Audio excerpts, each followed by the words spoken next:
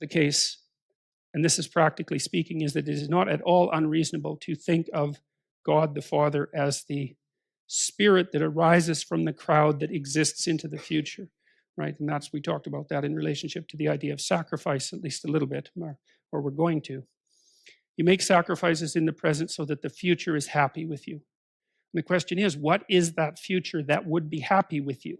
And the answer to that is, it's the spirit of humanity. That's who you're negotiating with, because you make the assumption that if you forego impulsive pleasure and get your medical degree, that when you're done in 10 years and you're a physician, humanity as such will honor your sacrifice and commitment and open the doors to you, right? So you're treating the future as if it's a single being, and you're also treating it as if it's something like a compassionate judge. You're acting that out. And maybe we had to imagine God in that form before we could understand.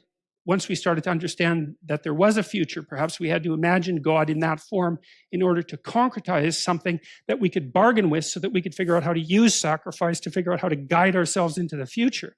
Because a sacrifice is a contract with the future, but it's not a contract with any particular person. It's a contract with the spirit of humanity as such. It's something like that.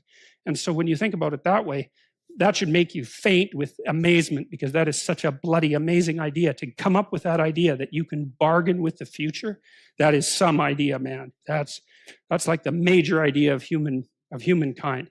We suffer. What do we do about it? We figure out how to bargain with the future, and we minimize suffering in that manner.